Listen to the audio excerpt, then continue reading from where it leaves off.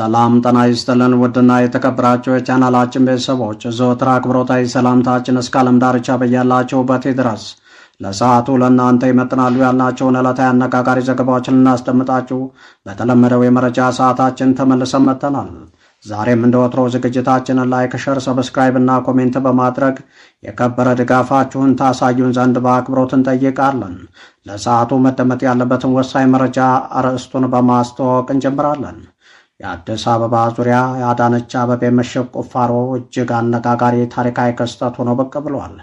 ለመሆኑ አዳነች አቤቤ በአዲስ አበባ ዙሪያ እያስቆፈረችው ያለው ምሽግ ከምን ጋር በተያያዘ ነው የሚለው ጉዳይ ዝርዝር መረጃው በዝግጅታችን ተካቶ ወደ እናንተ የሚደርሳችሁ ይሆናል።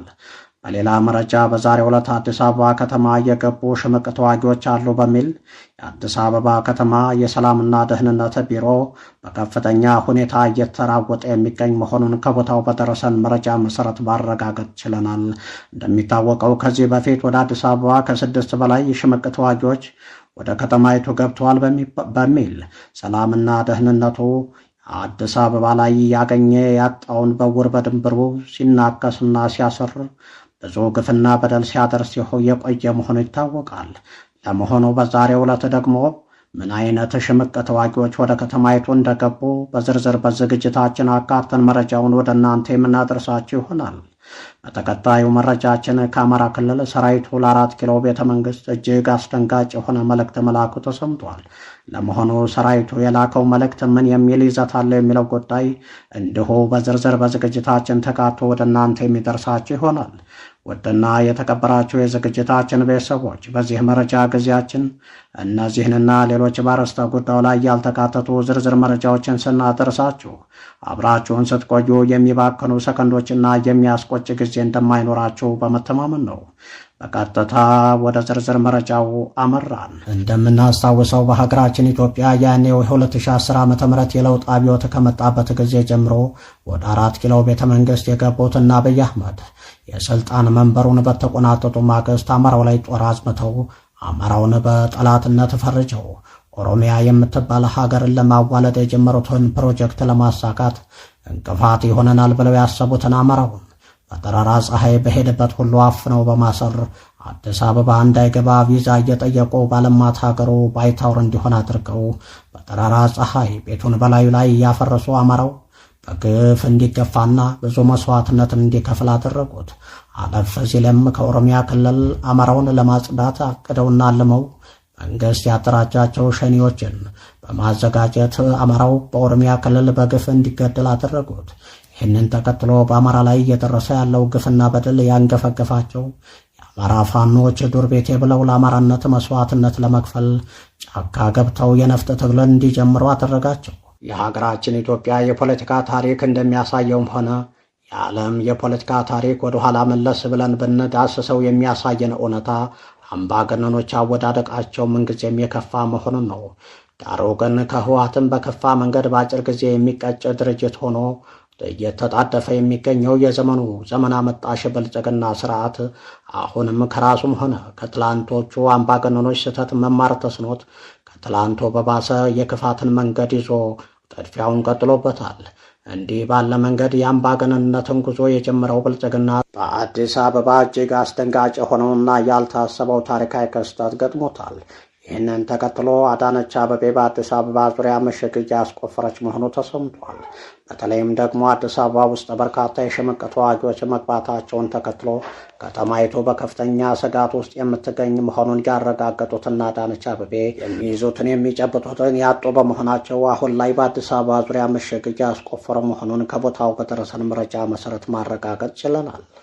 የኦሮሚያ ብልጽግና አዲስ አበባ፣ ሐረር፣ ድሬዳዋና ሞያሌ በኦሮሚያ ክልል ስር እንዲጠቃለሉ የሚለውን ጨምሮ በአባገዳዎችና በተለያዩ የህብረተሰብ ክፍሎች ቀርበዋል የተባሉትን አጀንዳዎች በዝርዝር ለሀገራዊ የምክክር ኮሚሽኑ ማስገባቱ ተገለጸ።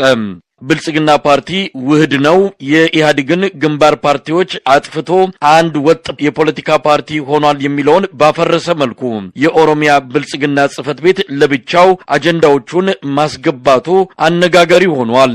የኢትዮጵያን ሀገረ መንግስት የሚንዱና ግጭቶችን የሚያቀጣጥሉ አጀንዳዎችን የኦሮሚያ ብልጽግና ከሌሎች የብልጽግና የፓርቲው መዋቅሮች ተለይቶ ለሀገራዊ የምክክር ኮሚሽኑ ማስገባቱ ብልጽግና የጠራ መስመር የሌለው ተሰርቶ ያላለቀ በጥቂት የኦህዴድ አመራሮች በዋናነትም በአብይ አህመድ ፍላጎትና ዓላማ ላይ የተዋቀረ ፓርቲ እንደሆነ ሲገለጽ የነበረውን አስተያየት የሚያጠናክር ሆኖ ተገኝቷል። የኦሮሚያ ብልጽግና የኢትዮጵያ ሰንደቅ ዓላማ እንዲቀየር፣ የኦሮሚያ የድንበርና የወሰን ጥያቄዎች እንዲመለሱ፣ ህገ መንግስቱ ምንም ሳይሸራረፍ ባለበት እንዲቀጥል፣ በየመስሪያ ቤቱ ያለው የብሔር አለመመጣጠን እንዲስተካከል፣ በአዲስ አበባ የሚገኙ ከታሪክ ጋር የተያያዙ ሐውልቶች ሁሉንም የሚወክሉና የሚያግባቡ እንዲሆኑ፣ ሀገሪቱ የምትገለጽባቸው ትርክቶች እንዲከለሱና በወል ትርክት እንዲተኩ የሚሉትን ጨምሮ 12 አጀንዳዎችን ለሀገራዊ የምክክር ኮሚሽኑ ማስገባቱን ለማወቅ ተችሏል።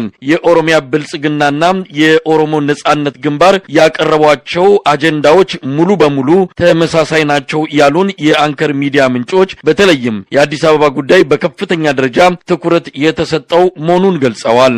አዲስ አበባ፣ ሐረር፣ ድሬዳዋና ሞያሌ በኦሮሚያ ክልል ስር መሆን አለባቸው የሚለው አቋም የብልጽግና አባል በሆኑ መዋቅሮች ዘንድ ልዩነትን ሊፈጥርና ፓርቲውን ሊሰነጣጥቀው እንደሚችል ከወዲሁ እየተነገረ ነው። የአጼ ምኒልክን ሐውልት እንዲፈርስ ሲጠይቅ የነበረው የቀድሞ የኦህዴድ መዋቅር በአሁኑ የኦሮሚያ ብልጽግና አማካይነት በሀገራዊ ምክክር ኮሚሽኑ ስም ተፈጻሚ ሊያደርገው እንደሚችልም ተመልክቷል። የኦሮሚያ ብልጽግና ያቀረባቸው አጀንዳዎች ሀገራዊ መግባባትንና አንድነትን ከማምጣት ይልቅ የበለጠ ቀውስና ግጭትን የሚፈጥር ነው ሲሉ ስማቸውን መግለጽ ያልፈለጉ አንድ የኮሚሽኑ አባል ለአንከር ሚዲያ ገልጸዋል።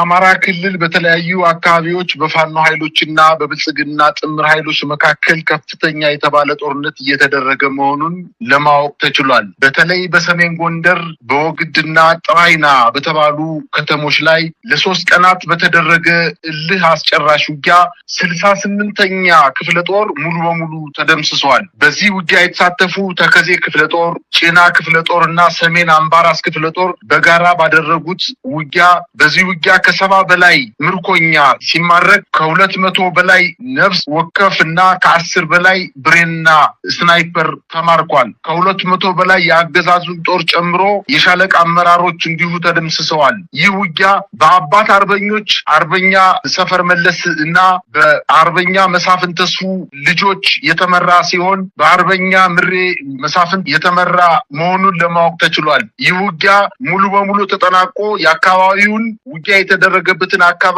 ሙሉ በሙሉ በፋኖ ኃይሎች ቁጥጥር ስር ሲሆን በዚህ ሰዓት በሌሊት ሽሽት ላይ የነበሩ የመከላከያ ሰራዊት አባላት ገደል ገብተው የአካባቢው ማህበረሰብ ከገደል እያወጣ ወደ ሕክምና ቦታ እየወሰዳቸው መሆኑን ከአካባቢው የደረሰ መረጃ ይጠቁማል። ሌላው በአርበኛ ምሬ ወዳጆ የሚመራው የምስራቅ አማራ እዝ የሚመራው ኃይል የላሊበላን ዓመታዊ ክብረ በዓል በሰላም እንዲጠናቀቅ ያወጣውን ጥብቅ ትዕዛዝ ለማደናቀፍ ከትናንት ጀምሮ ከጋሸና ከተማ ወደ ድብኮና በኩል መስክ በኩል ጥቃት በመክፈት ክብረ በዓሉን ለማደናቀፍ እንቅስቃሴ እያደረገ እንደሆነ ከስፍራው የደረሰ መረጃ ይጠቁማል። በተለይ በኩል መስክ በኩል የተንቀሳቀሰው የአገዛዝ ጦር ሙሉ በሙሉ ተመቶ በፊት ይዞት ከነበረው ይዞታው ወደ ኋላ ማፈግፈጉን ከስፍራው የደረሰ መረጃ ይጠቁማል። ሌላው በምዕራብ ጎንደር በጀነራል ብርሃኑ በቀለ አዝማችነት የቋራን እና አካባቢውን ኮሪደር ለመቆጣጠር ከ15 ቀን በላይ ውጊያ ያደረገው የመከላከያ ሰራዊት አባላት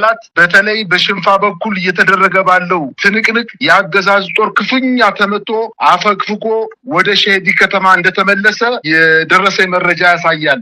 ሌላው በታችና ላይ ጋይንት በተለይ አጋት በተባለ ቦታ ላይ የፋኖ ወታደራዊ ካምፕ ላይ ጥቃት ለመፈጸም የተንቀሳቀሰው የአገዛዝ ጦር በደረሰባቸው የአጸፋ ምላሽ ከ25 በላይ ተገለው በርካቶቹ ቁስለኛ ሆነዋል፣ ተሸንፎም ተመልሰዋል። ሌላው በበለሳ እንዲሁም ከባድ ጦርነት እየተደረገ ሲሆን በተለይ በምዕራብ በለሳ